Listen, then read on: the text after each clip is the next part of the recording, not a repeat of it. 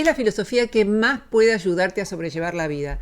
A mi modo de ver, la más útil, la más sabia, la que tiene enseñanzas sobre las cuales conviene volver una y otra vez para tenerlas presentes y también para ponerlas en práctica. Este es el segundo video que dedicamos a presentar en términos generales el estoicismo. Vamos a desarrollar aquí con mayor profundidad algunas de sus principales enseñanzas, con ejemplos que vas a poder relacionar con tu vida cotidiana. Es posible entender este video sin haber visto los dos anteriores que hicimos sobre estoicismo, pero te recomendamos que al terminar este los veas. El primero es una presentación general y el segundo es un video dedicado a Séneca, que es uno de los más destacados filósofos estoicos. Epicteto fue el autor del primer manual de autoayuda, al menos el primero de la cultura occidental. Aunque en Aristóteles, que es cronológicamente anterior, hay ideas muy inspiradoras para la buena vida, Epicteto se gana las palmas porque es mucho más práctico, si se quiere, es mucho más directo. Y abordó también otras temáticas. Su obra está constituida por ese manual y por sus discursos, editados por su discípulo Flavio Arriano. Desde que nació y hasta su juventud, Epicteto fue esclavo y una vez que fue liberado se dedicó a tratar de comprender los mecanismos del sufrimiento. Produjo una filosofía racionalista basada en la idea de logos, que entre otras cosas significa razón, y sugirió que es necesario incrementar nuestro dominio racional para vivir de acuerdo a la naturaleza. ¿Pero qué significa para Epicteto vivir de acuerdo a la naturaleza? La palabra naturaleza puede ser entendida aquí como vivir conforme al conocimiento de nosotros mismos y del mundo. Por ejemplo, quien se desespera porque el auto se descompone no tiene en cuenta que está en la naturaleza del automóvil la posibilidad de descomponerse.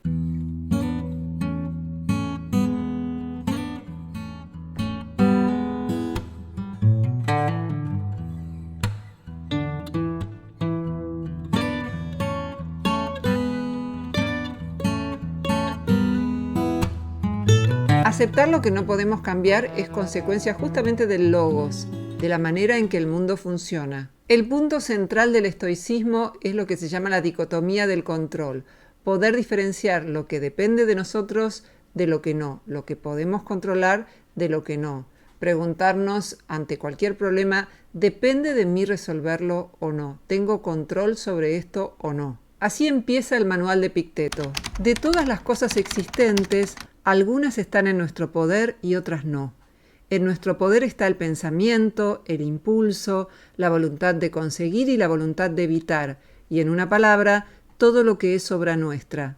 Las cosas que no están en nuestro poder son el cuerpo, la propiedad, la reputación, el cargo, y en una palabra, todo lo que no es obra nuestra. Esto sirve para concentrarnos en lo que podemos controlar y no en lo que está fuera de nuestro control. Es lo mismo que propone la oración de la serenidad cuando dice: concédeme la serenidad para aceptar las cosas que no puedo cambiar, el coraje para cambiar las cosas que puedo y la sabiduría para conocer la diferencia. Se llega a esta comprensión a partir de la práctica constante que conduce a la ataraxia, que es una palabra griega que significa serenidad. Epicteto observa que nos suele alterar mucho más nuestra opinión sobre lo que sucede que las cosas que suceden. Hay excepciones para esto: vivir en extrema pobreza o en medio de padecimientos físicos extremos, pero fuera de estas situaciones nos cuesta diferenciar lo que sucede de nuestra opinión sobre lo que sucede. Si lo que sucede y la opinión sobre lo que sucede fueran lo mismo, las personas reaccionarían igual ante idénticos problemas. De modo que, insisto, porque esta es la pregunta clave,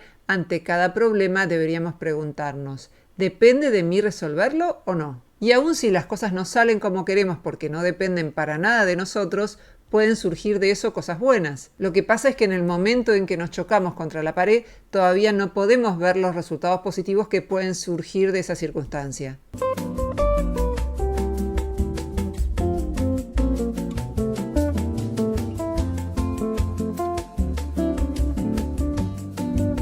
¿Qué ocurre cuando podemos influir parcialmente? En esos casos se diferencia la parte que podemos controlar de la que no. Por ejemplo, podemos controlar nuestro aspecto personal a la hora de concurrir a una entrevista de trabajo, pero no controlamos que nos den el puesto.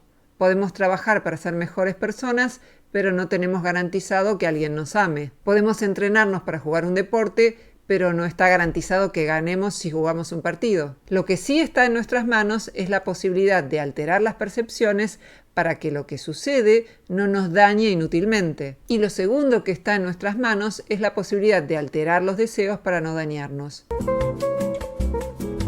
En el banquete, Platón plantea una idea de deseo que generó mucha controversia, sobre todo en el filósofo francés contemporáneo André Comte Sponville.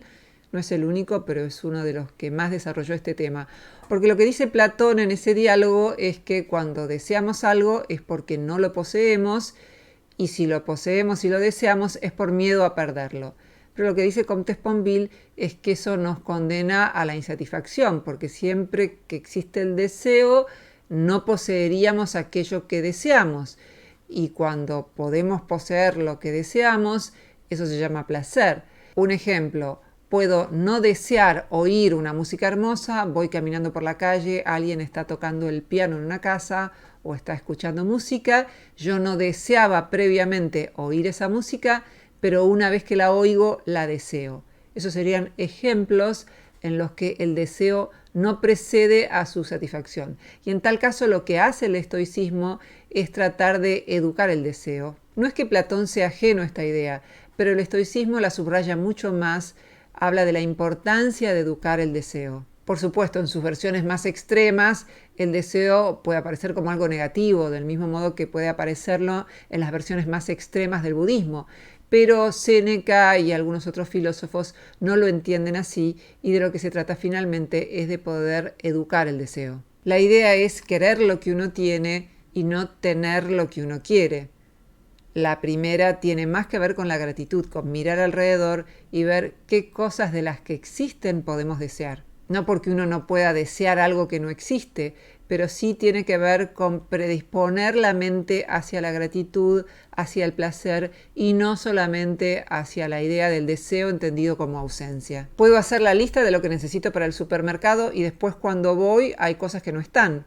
O puedo ir al supermercado y sorprenderme con lo que ofrece. Si queremos moldear el mundo para satisfacer nuestros deseos, nos vamos a frustrar. La idea es disfrutar lo que hay en el mundo, pero no apegarse a eso. Soltar es la palabra clave.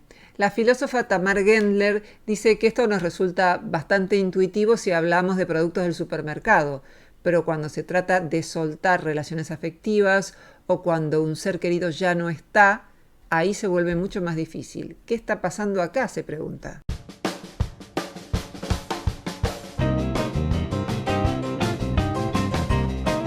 Acostumbrarse a la pérdida es un ejercicio constante que propone el estoicismo, que no es una resignación cobarde, sino una aceptación valiente de lo que nos toca vivir. Let it be, déjalo ser, no trates de cambiarlo. En inglés, let it be significa dejar de interferir en algo. Esta canción de los Beatles fue escrita por Paul McCartney después de haber soñado que su madre, que ya no estaba junto a él en su adolescencia, le decía que todo iba a andar bien. Let it be, déjalo ser. Aunque el mensaje es más motivacional que otra cosa, me parece que la idea de aceptación también está presente ahí. Acostumbrarse a la inevitabilidad de la pérdida. La vida no es eterna. Saberlo hace que el resto de las cosas se acomoden. Piensen en las personas que tienen una enfermedad que hace peligrar su vida.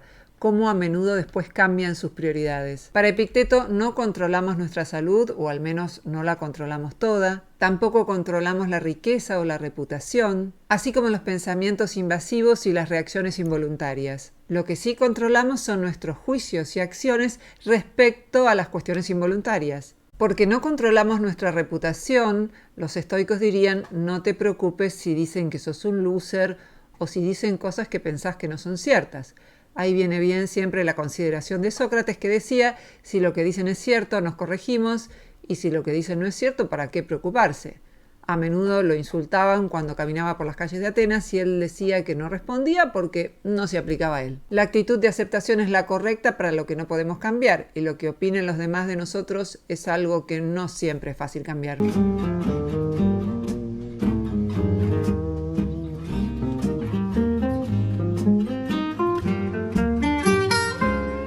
Si queremos tener dinero y que en ningún caso pueda perderse, si queremos gozar de buena salud y pensamos que en ningún caso podemos enfermarnos, estamos luchando contra cosas que no podemos controlar, aunque sí podemos influir en ellas. Y si tratamos de controlar lo que no podemos controlar, necesariamente seremos infelices. Massimo Pigliucci tiene un par de libros sobre estoicismo y propone un ejercicio para poner en práctica alguna de estas ideas. Cada noche sentarnos a escribir un evento, algo que nos pasó, y diferenciar lo que depende de nosotros de lo que no. Este ejercicio también podría dar una idea más precisa de dónde debe ponerse el foco de los deseos y de las aversiones para lograr una paz mental. El séptimo día, Pigliucci propone que durante 5 a 10 minutos se escriban las impresiones sobre el ejercicio.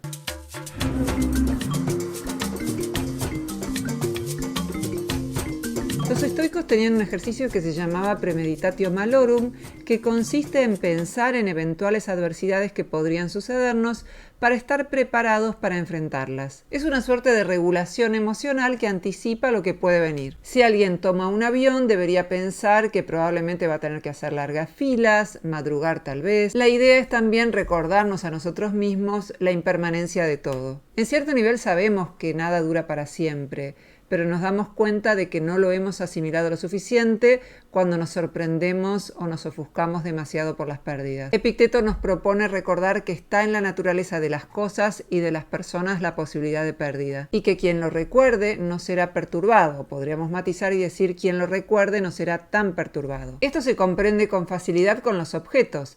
Tenemos una jarra y se rompe. Recordar que está en la naturaleza de la jarra la posibilidad de romperse nos da una perspectiva de aceptación y gratitud. Podemos agradecer haberla tenido y aceptar la pérdida, pero cuando Epicteto plantea lo mismo con las personas queridas, resulta mucho más difícil tener esa actitud. Aquí algunos piensan que Epicteto pide algo imposible, pero podemos aclararlo un poco más. Primero, los estoicos reconocen que es más difícil y proponen entrenarse gradualmente, empezando con los objetos. Segundo, los estoicos no proponen que seamos insensibles a las pérdidas. Así lo dice Séneca en las cartas a Lucilo, un libro que les recomendamos efusivamente. Te aconsejo que seas duro de corazón, manteniendo un semblante impasible en la ceremonia fúnebre, y que no permitas que tu alma sienta siquiera un pellizco de dolor. De ninguna manera, eso significaría falta de sentimiento más que virtud. Lo que proponen, más que ser insensible, es mantener una actitud de aceptación y gratitud, básicamente para no caer en la desesperación, y un poco pensando que es una actitud similar a la que tenemos cuando consolamos a alguien frente a una tragedia. Tratamos de consolarlo poniendo las cosas en perspectiva, recordándole que la vida no siempre es justa, que la pérdida es natural, que piensen en los momentos felices que pasaron con esa persona, que se focalicen en el futuro, en todas las cosas que tienen por hacer, en las personas que tienen para cuidar. Es un buen consejo y en general funciona. Las pérdidas que sufrimos no tienen nada de trivial. Y no nos volvemos indiferentes o insensibles a ellas. Poner las cosas en perspectiva nos pone más atentos a lo que tenemos y a menudo no apreciamos, y más resistentes a la tragedia. Las catástrofes pueden acontecer en cualquier momento. Por eso parte del entrenamiento estoico consiste en prepararse para las catástrofes. Con suerte no habrá que experimentar la pérdida de un hijo si se tiene uno, pero seguramente se experimentará en algún momento la pérdida de los padres y probablemente de un buen número de amigos. ¿Cómo lo vamos a afrontar? Esas pérdidas son una dura prueba para nuestro carácter. El filósofo Boecio, a diferencia de Epicteto, que la pasó mal los primeros años de su vida, la pasó mal hacia el final porque fue privado de su libertad. Escribió un libro titulado De las consolaciones de la filosofía, en donde establece una suerte de diálogo imaginario con la filosofía. Allí propone ideas parecidas a las de Epicteto, dice que hay una rueda de la fortuna. Eso significa que a veces tenemos suerte y a veces no. A veces pasan cosas buenas y a veces no. A veces pasan cosas malas de las que resultan después cosas buenas y a veces pasan cosas buenas de las que resultan después cosas malas. Tener es lo que nos abre la puerta a la posibilidad de perder. Reconocer cuando no hay nada que podamos hacer es inmensamente liberador. Me gustaría terminar con un texto de Séneca, del mismo modo que terminé con un texto de Séneca el video primero que hicimos sobre estoicismo. Él refiere ahí a esas situaciones en las que uno se da cuenta que tiene fuerza para enfrentar una situación porque en otras ocasiones también ha enfrentado situaciones difíciles. Si antes pude, ¿por qué ahora no voy a poder? Sería la pregunta. Así lo dice Séneca en este texto con el que voy a terminar. El atleta que nunca fue lastimado no puede ofrecer su mejor desempeño en la competición.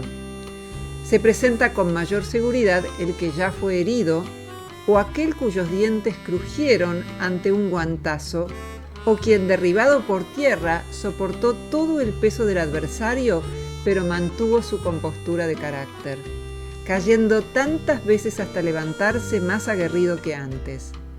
Ya la fortuna se dejó caer muchas veces sobre ti, dice Séneca, pero aún así no te has traicionado a ti mismo, sino que te has repuesto y alzado más decidido. No cabe duda, la virtud que ha sido desafiada se fortalece enormemente.